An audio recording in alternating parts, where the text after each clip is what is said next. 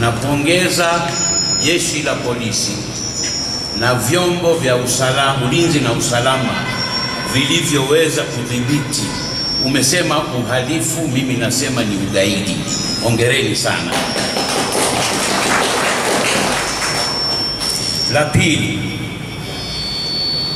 naomba nitoe wazo, sitarudia yale ambayo ulisema na wenzangu wameshayarudia, lakini nitoe wazo, jambo ambalo labda tuliona kwa teknolojia ya sasa kwa upande wa jeshi la polisi. Drones zingeweza kusaidia sana for surveillance. Badala ya kukimbiza magari kila sehemu, unakuwa na kitu kako kadogo angani pale, unajua tu wako mtaa gani, wanapita wapi. Nadhani itatusaidia sana. Sisi ni mmoja wapo ya wahanga ambao ulitukumba. Sisi katika moja ya security au ulinzi tunao pale, tuna CCTV camera, na miongoni tulioathirika sana na si ambavyo tuliposema kwamba hawa ni wale waandamanaji, wale walikuwa ni kama vibaka.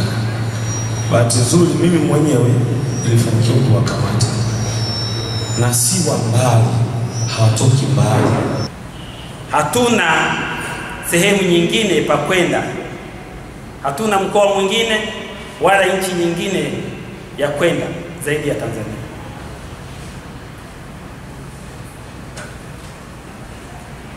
Kwa niaba ya chemba ya wafanyabiashara mkoa, tunaomba swala kama lile au tukio kama hilo, wafanyabiashara tusiruhusu likajitokeza tena katika mkoa wetu wa Mwanza.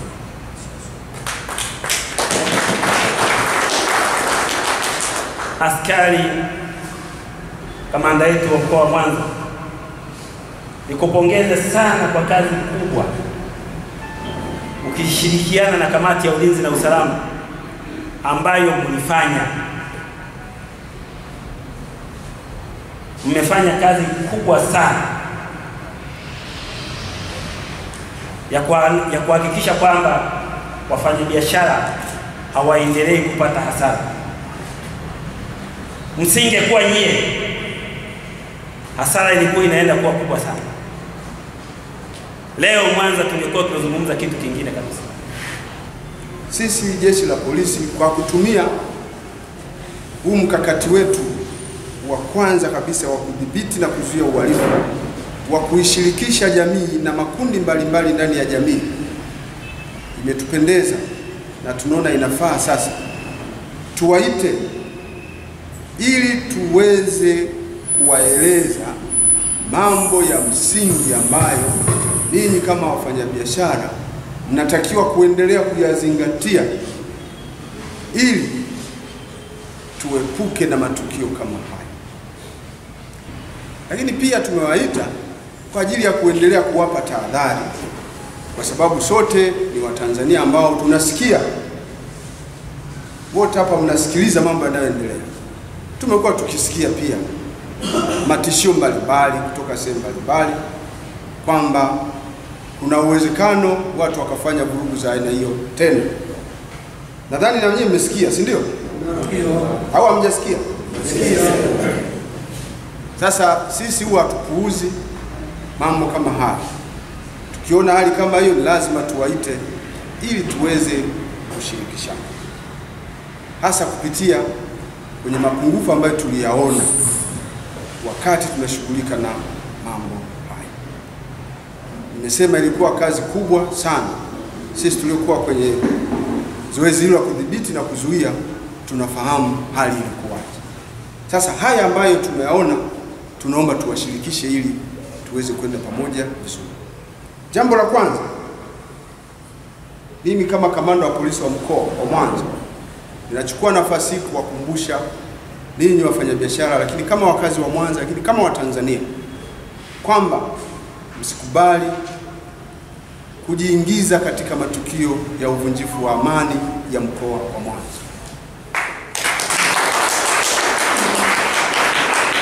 Wajibu wa kutunza amani ya eneo ulilopo, wilaya uliopo, kata uliopo, tarafa uliopo, mkoa uliopo, ni wajibu wa Watanzania wote, mkiwepo ninyi wafanyabiashara.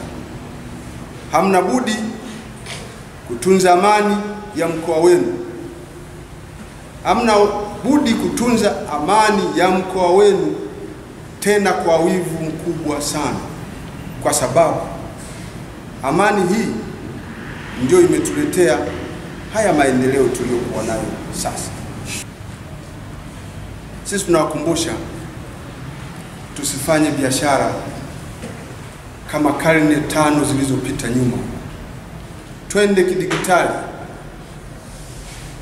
Twende kidigitali kwa sababu za kiusalama. Hili ni jiji kubwa,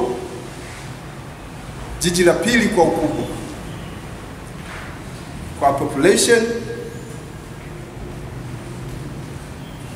na kiuchumi pia, kuchangia ule uchumi kwenye nchi yetu. Hatuwezi kuendelea kuwa na wafanyabiashara ambao bado wanaona kufunga CCTV kamera kwenye petrol station anaona ni vitu vya ajabu.